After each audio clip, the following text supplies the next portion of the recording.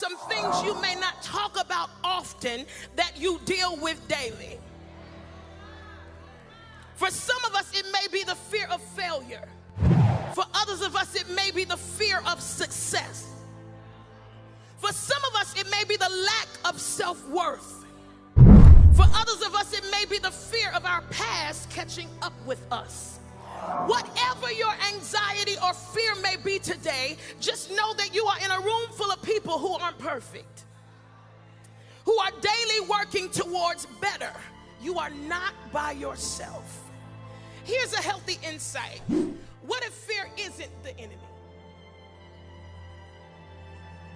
Hear me.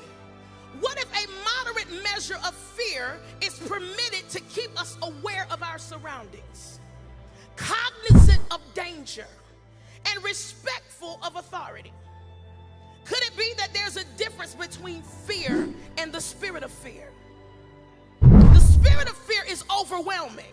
The spirit of fear is purposed to try to persuade us to believe that whatever we are facing, whatever we are dealing with, and whatever we are attempting to conquer is bigger than our God.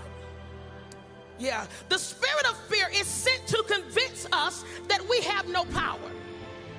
It's sent to convince us that love makes us vulnerable and exposes us to harm and betrayal. The spirit of fear comes to overwhelm us, cloud our thoughts, and convince us that we have no control over our minds. But God has not given us the spirit of fear. In fact, He has given us the complete opposite. He has given us power, love, and a sound. Everybody ain't gonna be happy about your promotion. Everybody ain't gonna be excited about your glow up. Everybody ain't gonna be running laps about your miracle. Somebody scream, so what? Walk in it anyway, glow up anyway, run laps for yourself. Child, bye. Some of us will experience so much freedom once we realize it's impossible to make everybody happy. Or to make everybody understand, or to make everybody agree. Some of us in this room right now have been trying to convince people of this and convince people of that and make them understand your position and make them understand your plan. Can I free you up today? Everybody ain't gonna be on your team. Everybody ain't gonna be on your side. Everybody ain't gonna walk through this situation with you. There are some heights that God will take you to that some people can't go with you because they can't breathe up there. Time to reset. Rest is a place where we reset. It's the place where we reboot, recharge. It's impossible to fight if you have no strength. Where my fighters at?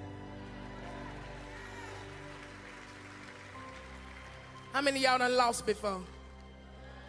I guarantee you it's because you're the one that had the least strength.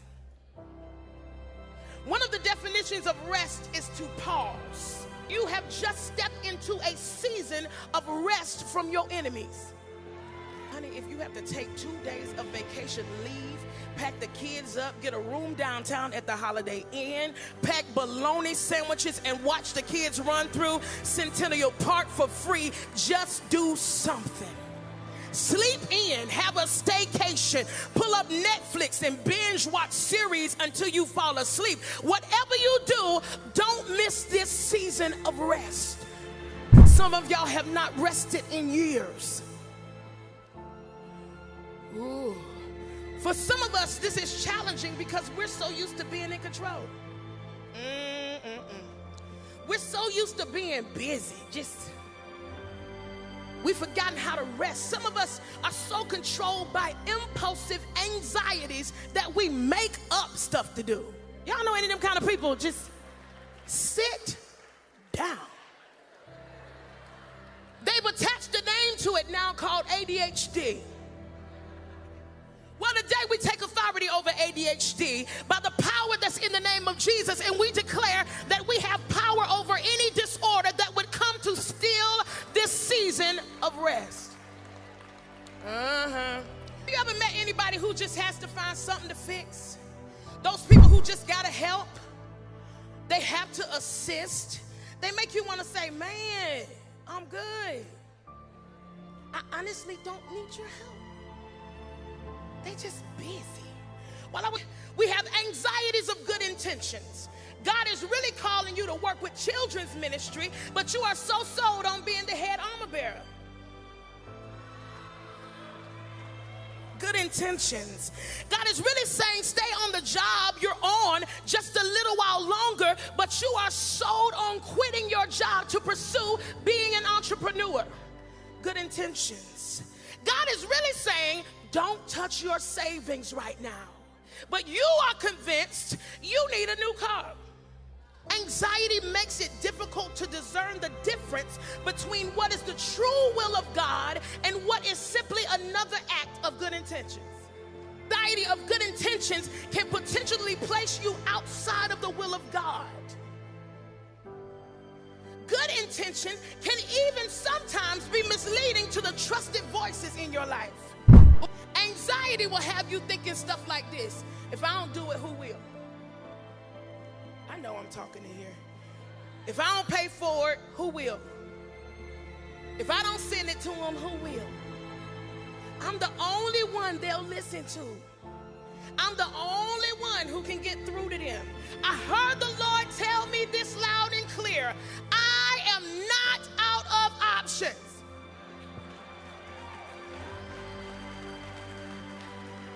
It's time to let go of those anxieties. You are not the only one God can use to reach that family member. He is not out of options. You are not the only one God can use to run that ministry. He is not out of options. What a blessing it is to have people in your life who can hear God for you. Sometimes it's just good to have those people who can hear God for us when we may be a little distracted by our desires. Can I just take a sidebar right here and say to those of us who are concerned about taking care of God's house, God is just as concerned about taking care of your house. I know sometimes you may feel like it's gone unnoticed, but I came to tell you that God is concerned about your house. The countless hours, the sacrifices, the work and grinding are not in vain. And I heard God say, I'm about to build you a house. Where my prophetic believers at? I heard the Lord say, I'm about to build you a house. I don't know who that's for, but your work has not been in vain. Your heart for God's house will be rewarded.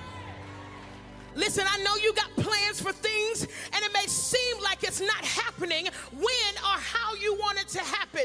I know there are promises over your life you can't see at this point, and you don't understand how it's going to work out. But the Lord told me to tell you this: remember our history. I just need somebody in here who has a history with Jesus Christ to think back to those moments when you thought it was all over. Just like he told David, I hear him saying to us today, I've been with you wherever you have gone.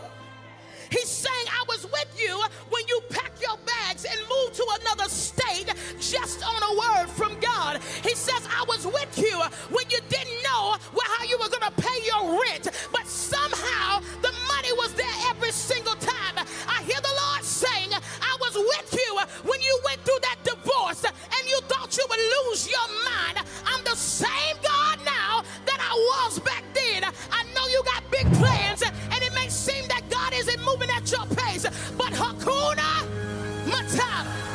God is instructing you to remember those moments in the midnight hour when he visited you and gave you faith to move forward in that thing that you couldn't do. He's the same God right now.